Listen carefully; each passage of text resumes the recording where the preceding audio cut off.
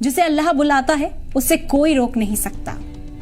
کبھی کبھی انسان صرف ایک خواہش لے کر چلتا ہے اور اللہ اس خواہش کو منزل بنا دیتا ہے۔ کہتے ہیں نا کہ جو ہمارے نصیب میں ہوتا ہے وہ ہزاروں رکاوٹوں سے کچھ دیر کے لیے ٹل تو سکتا ہے، لیکن آخر میں وہ ہمیں مل ہی جاتا ہے۔ اسی کی ایک جیتی جاگتی مثال سامنے آئی لیبیا سے۔ عامر المہدی منصور الغدافی جو حج کے لیے نکلے تھے، لیکن ان کا نام غدافی ان کے راستے کی دیوار بن گیا۔ ایئرپورٹ پر انہیں روک لیا گیا۔ وہ چیکنگ پروسیس میں الجھے رہے اور فلائٹ بورڈ نہیں کر سکے۔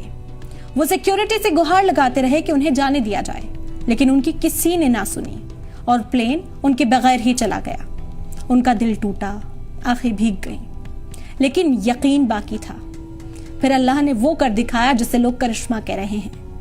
وہی پلین تکنیکی خرابی کے چلتے واپس لوٹ آیا، لیکن اس بار بھی بہت گزارش کرنے کے بعد بھی پائلٹ نے انہیں پلین میں چڑھنے کی اجازت نہیں دی۔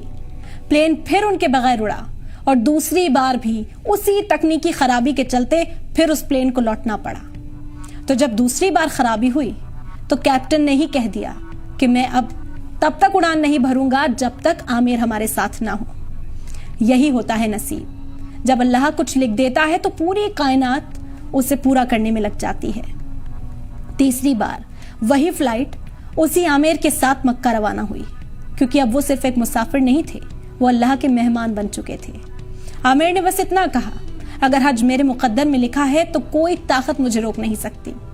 ان کی کہانی آج ہر اس دل کو ہمت دیتی ہے جو مشکلوں سے ہار رہا ہے، کیونکہ جو ہمارے نصیب میں ہوتا ہے وہ مل کر ہی رہتا ہے، چاہے زمانہ کچھ بھی کر لے۔